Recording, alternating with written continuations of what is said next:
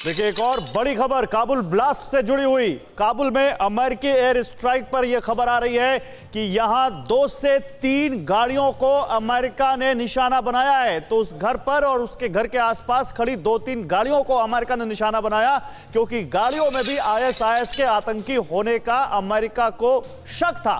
और उस शक के बिना पर अमेरिका ने जो ड्रोन स्ट्राइक की, उसमें न केवल घर पर टारगेट किया बल्कि 2 से 3 गाड़ियों को भी टारगेट किया गया है अमेरिका की तरफ से। तो ये अमेरिका की इंटेलिजेंस इतनी पिन पॉइंट थी कि गाड़ियों तक को निशाना बनाया गया यहां पर। के सिन्हा सर।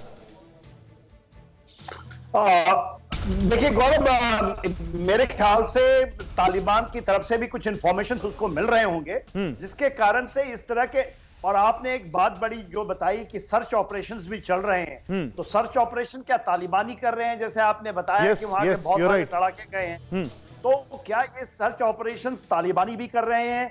क्या उनको मदद कर रहे हैं? तो इसमें तो देखिए पूरा पासा पलट गया कि तालिबानियों की मदद के लिए अमेरिका पूरा आ गया या तालिबानी कर रहे हैं। और यदि सर्च ऑपरेशंस में अमेरिकन मेरिन शामिल हैं, क्योंकि वहां पर इन्फेंट्री बटालियंस भी हैं और मेरिन कमांडोज भी हैं, तो ये एक बहुत बड़ा बदलाव है, बहुत बड़ी चीज है। तो मिलिट्री ग्राउंड ऑपरेशंस चल रहे हैं सर। तो ग्राउंड ऑपरेशन का चलना और एयर स्ट्राइक से ही नहीं सीमित है।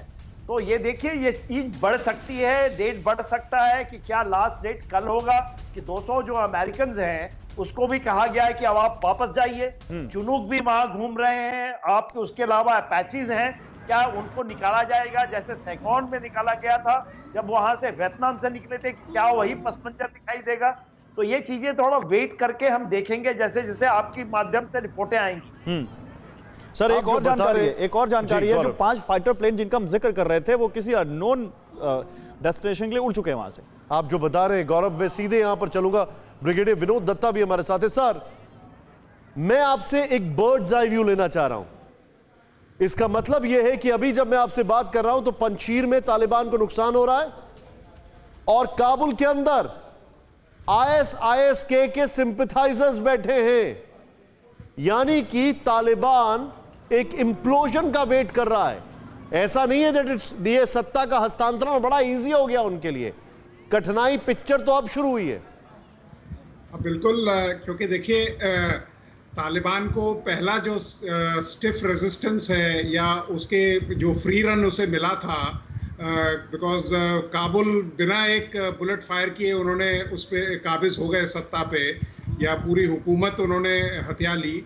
तो अब ये पहला रेजिस्टेंस उनको आईएस के और भी आपके कई इस तरह के फैक्शंस हैं, वो जब इसका पूरा विरोध करेंगे, पंजशीर से आप देखिए नॉर्दर्न अलायंस से उसको विरोध आ रहा है। तो इस तरह से अब अमेरिका और तालिबान एक तरह से एक ही पेज पे आना चाह रहे हैं, और ये अमेरिका के लिए बिल्कुल मतलब फ्रॉम इंटरनेशनल स्टैंडर्ड्स बहुत ही शर्मनाक बात है कि अमेरिका अब डिपेंडेबल अलाई नहीं रहा है। फिक्र आपकी, सोमवार से शुक्रवार रात 9 बजे सिर्फ TV9 भारतवर्ष पर।